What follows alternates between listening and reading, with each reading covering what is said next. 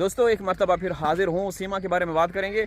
आज उन 4 मासूम बच्चों के बारे में हमारा फोकस रहेगा जो कि हिंदुस्तान के कब्ज़े में हैं, मोदी योगी के कब्ज़े में हैं। हमारे पाकिस्तानी 4 नागरिक, पाकिस्तानी सिटीज़न, पाकिस्तानी शहरी। देखें दोस्तों, ये है मेरा गांव और यहाँ पे देखें बच्चे आराम से सुकून से पुरफ़िज़ा माहौल में खेल रहे हैं। ये देख रहे हैं आप लोग, यहाँ पे बच्चे खेल रहे हैं। और अगर वो अपने देश में होते ना तो इसी तरीके से वो खेलते कूदते, लेकिन वो ऐसे माहौल में ऐसे लोगों के हाथ लगे हैं ना कि दोस्तों उनको स्क्रिप्ट लिख के दिया जाता है, उनको पहले पढ़ाया जाता है और वो वीडियो में आते हैं। वीडियो में इसलिए भी लाया जाता है कि उनको लोग देखते हैं, प्यार देते हैं एक उनसे, क्योंकि ज़ाहिर सी बात है लोगों की हमदर्दियाँ उन मासूम बच्चों के साथ हैं तो व्यूवरशिप बढ़ जाती है। इसीलिए सीमा और जो उसके हैंडलर्स हैं, जो उसके आका हैं, वो ये हथकंडे इस्तेमाल करते हैं। हिंदुस्तान में उन 4 मासूम बच्चों का कोई खूनी रिश्तेदार मौजूद नहीं। चाचा, मामा, ताया, ताई, मौसी, खाला, ये वो कोई है? कोई नहीं है। और मैं तो कहता हूँ कि वो माँ भी इनकी वो कुछ नहीं लगती। जिस माँ ने उन मासूम बच्चों को ढाल के तौर पे इस्तेमाल किया, उन बच्चों को कवच के तौर पे इस्तेमाल किया, तो वो माँ नहीं, वो एक जालिम औरत तो हो सकती है। मैं कहता हूँ औरत भी नहीं है। औरत के नाम पे, सीमा की अगर बात करें तो औरत के नाम पे धब्बा है। दोस्तों ये देख रहे हैं, कुछ दिन पहले कितना घास था, माल मवेशी छोड़ दिए, खा गए। अब यहाँ पे जो सर्दियों का घास है वो लगाया जाएगा और यहाँ पे मैंने आम के पेड़ पौधे भी लगाने हैं। माहौल बड़ा खुशगवार है, कुछ दिनों से ठंड पड़ रही है ज़बरदस्त किस्म का। तो बात करने का मकसद ये है कि दोस्तों हिंदुस्तान में बच्चे जब तक रहेंगे वो हमेशा ख़तरे से खाली नहीं, कभी भी उनके ऊपर कुछ भी दुर्घटना हो सकती है। सीमा महफूज नहीं। जो औरत ये दावा करती थी कि मैं जब पाकिस्तान में थी तो ख़तरा होता था, कभी भी कुछ भी हो सकता था, हैं, वही औरत जब वो रबूपुरा में पहुंची तो वहाँ उसके साथ क्या हो रहा है? लोग आके उसके ऊपर हमला कर रहे हैं, मारने की कोशिश कर रहे हैं।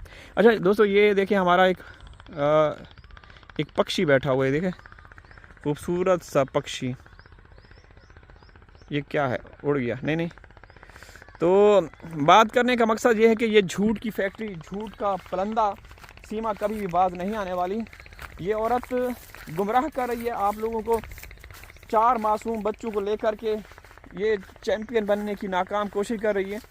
इसको भारत सरकार, ख़ुसूसी तौर पे योगी और मोदी का आशीर्वाद हासिल है। अगर मोदी और योगी इस मामले में इन्वॉल्व ना होते तो ये औरत कब की भारत की ऐसी जेल में होती जहां इसका कोई अता पता ना होता। फिर इसकी हालत देखते हैं, ठीक है। अभी तो वो गाड़ियाँ लेकर आ रही, कभी गाड़ी में घूम रही है, कभी अपने हैवी बाइक के ऊपर। और एक वीडियो तो मैंने आप लोगों के साथ शेयर की थी जिसमें जनाब ये औरत बाइक चलाना सीख रही है और पीछे धक्का कौन लगा रहे हैं? पुलिस वाले। तो हैरत की बात है, कमाल है भाई, क्या कह सकते हैं। मोदी का राज है तो फिर ये सब कुछ मुमकिन है भाई, ठीक है ना। तो ये दोस्तों हमारे गांव के आसपास अभी हरियाली तो इतनी नहीं है। ये बाजरा है, ये भी बाजरा काश्त किया गया है। तो 1 हफ्ते के बाद आप लोग देखेंगे हर तरफ हरियाली ही हरियाली, सब्ज़ा ही सब्ज़ा होगा, ग्रीनरी होगी।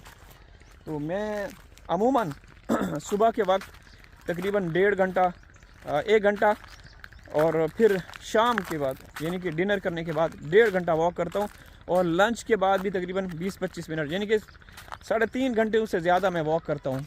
तो अभी भी मैं निकला हुआ हूँ। तो दोस्तों ये हमारे जो 4 मासूम बच्चे हैं, इनका भविष्य जो है वो भारत में बिल्कुल भी नहीं है।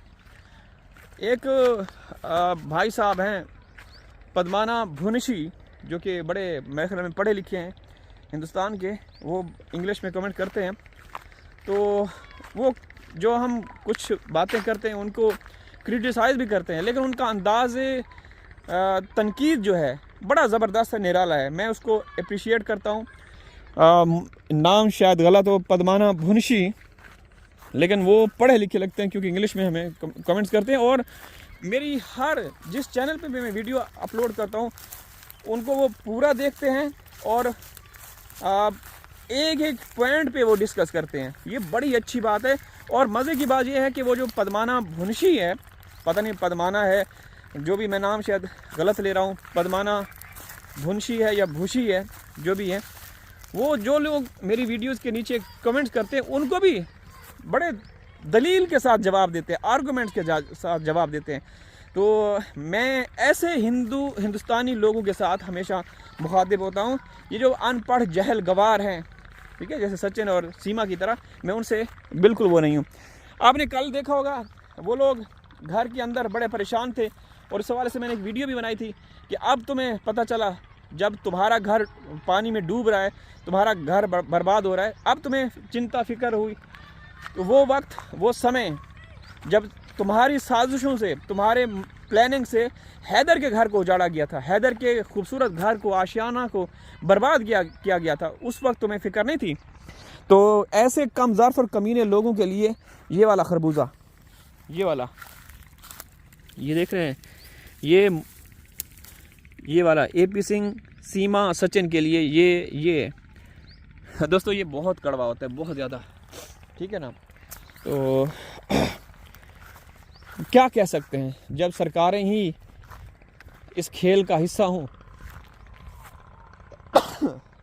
अल्हम्दुलिल्लाह, जब सरकारें ही इस खेल का हिस्सा हों तो क्या कह सकते हैं, समझ रहे हैं ना।